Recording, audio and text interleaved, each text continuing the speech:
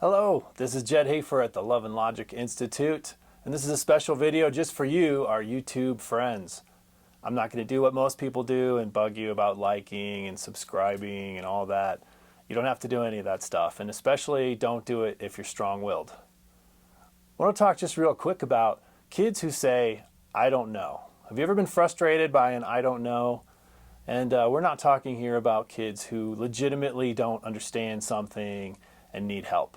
If you have a kid like that, especially in a classroom situation, really hope that you have some ways for those kids to get help in a way that they don't have to feel embarrassed.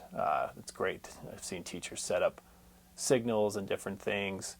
But if you don't have something like that and you're a teacher, I beg you, I beseech thee, I don't even know what that means, but please set up something where kids who really need help can get it, where they don't have to take too big of a risk in asking, risking feeling shamed or embarrassed.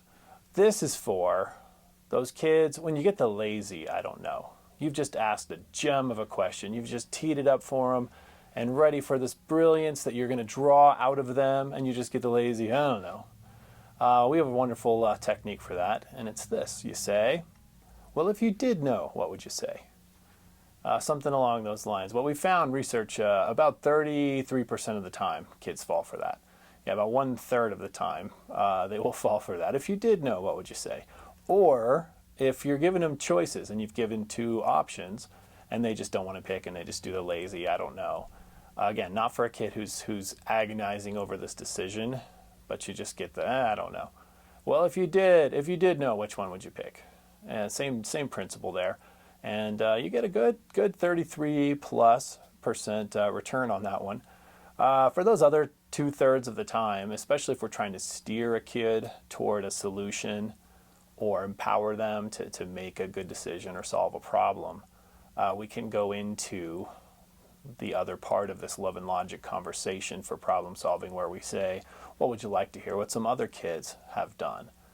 I like that especially, and then we can offer some options. Some kids decide to, and then we start entering the options or suggestions that we might want to throw out there for them. Again, we don't do that in life and death situations. We don't say, some kids decide to walk out into traffic. We don't offer options that we're not okay with. But for a lot of these situations where kids are just kind of doing that helpless thing, the helpless shrug, disempowered thing, this is a great kind of a two-step thing you can throw out there. If you did know, what would you say? And then if it's something related to solutions, you can ask that other question, well, would you like to hear what some other kids have tried? And then go right into, some kids decide to, and suggest some solutions. So that's it, real simple. Hope that is helpful. We'd love to hear your feedback, and we'll see you again real soon.